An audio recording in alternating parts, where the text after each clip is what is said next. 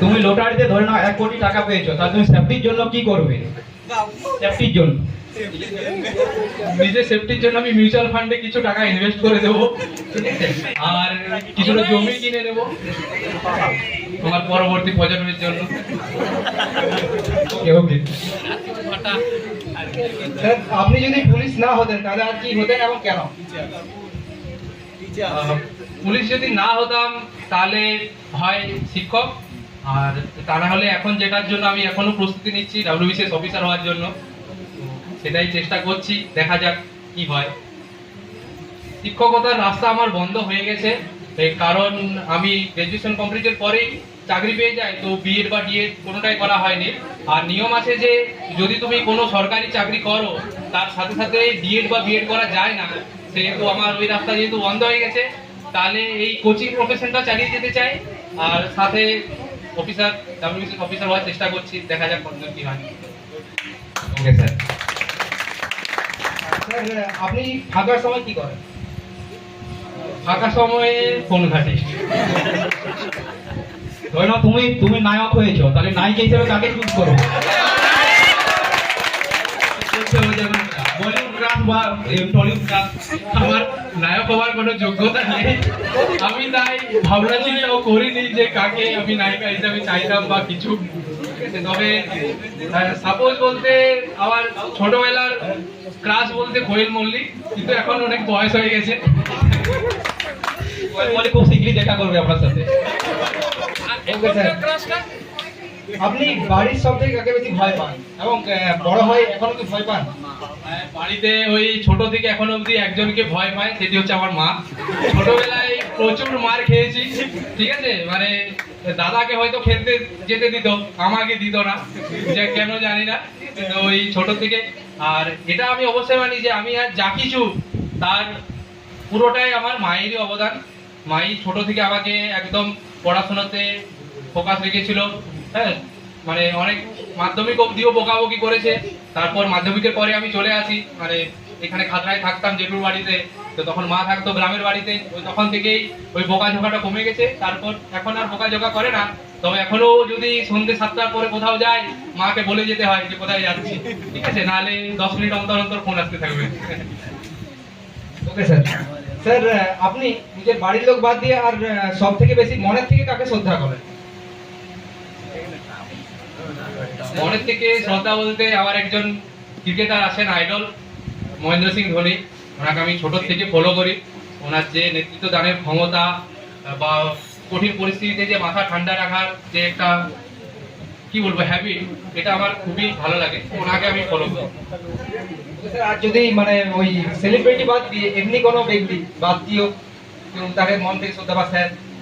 আছেন আমাদের যে মনীষীরা আছেন, APJ আব্দুল কালাম, স্বামী বিবেকানন্দ, রবীন্দ্রনাথ ঠাকুর, ওনাদের সবাইকে আমি খুব শ্রদ্ধা করি। তার মধ্যে আমার সবচেয়ে ফেভারিট হচ্ছে নেতাজি সুভাষচন্দ্র বসু। নেহাতি আজকে এটা 5 সেপ্টেম্বর, নাহলে এখনই প্রশ্ন জিজ্ঞাসা করতে হতো তোমাদের। তোমার কল লিস্টে এখনো পর্যন্ত সব থেকে বেশি কল ব্যক্তি বলতে কোম্পানির ফোন সবচেয়ে বেশি আছে, আর একটা জিও সিম লাগানো আছে, তো রিচার্জ করিনি, তো সেই জন্য আমাকে প্রতিদিন দুবার হলো রিমাইন্ড করে। স্যার, আপনি এখনো পর্যন্ত কোন জিনিসটা পেয়ে সব থেকে বেশি খুশি হয়েছে? আমাদের মতো ছাত্র। হ্যাঁ, ঠিকই বলেছে, তোমাদেরকে পেয়ে আমি সত্যি খুব খুশি, প্রচুর খুশি, মানে খুশি টু দি পাওয়ার ইনফিনিটিভ, ঠিক আছে। আর সবচেয়ে বেশি খুশি হয়েছিলাম যেদিন প্রথম চাকরি পাই, সেদিনটা অনেক স্পেশাল। ওই প্রথম চাকরি পাওয়ার প্রতিটা ধাপই খুব স্পেশাল আমার কাছে। এই ডেটগুলো আমার মনে আছে, কবে কোন পরীক্ষাটা হয়েছে, তো এটা খুবই স্পেশাল। তোমাদের ক্ষেত্রেও দেখবে এটা অনেক স্মরণীয় দিন হবে তোমাদেরও। আশা করবো খুব তাড়াতাড়ি সবার জীবনে ওই দিনটা আসুক, বাবা মায়ের সবাই উজ্জ্বল করো, এটাই চাই। Okay sir. আর স্যার, বলছিলাম আপনি কোন ঘটনার দ্বারা সব থেকে বেশি আঘাত পেয়েছেন এখনো পর্যন্ত? সেরকম কিছু মনে পড়ছে না, ব্রেকআপ এই সকল কিছু নয়, ওই নিয়ে চিন্তা নেই। আঘাত পেয়েছি যখন আমার দাদু মারা যায়, এটা অনেক বড় আঘাত লেগেছিল। দাদুকে খুবই ভালোবাসতাম, তো দাদু 2018 সালে মারা গেছেন, তো ওটাই জীবনে সবচেয়ে বেশি আঘাত ওই সময় পেয়েছিলাম। আর আঘাত পেয়েছি বলতে যেদিন দিদির বিয়ে হয়, বিয়ে হয়ে যেদিন চলে যায় সেদিনটাও খুব কেঁদেছিলাম। এই দুটোই সবচেয়ে আঘাত লেগেছিল আর কি। স্যার, আর যদি দুই ভাইয়ের মধ্যে ঝগড়া হয় তাহলে কাকে কম্প্রোমাইজ করতে হয়? অলওয়েজ আমাকে। ধরে নাও তুমি একজন ইউটিউবার, তাহলে তুমি প্রথমে ভিডিওতে কি দিয়ে শুরু করবে? যেমন সবাই বলে হ্যালো গাইস, বা অন্য কিছু যেটা কেউ এখনো পর্যন্ত বলেনি। तो कैसे हो आप लोग?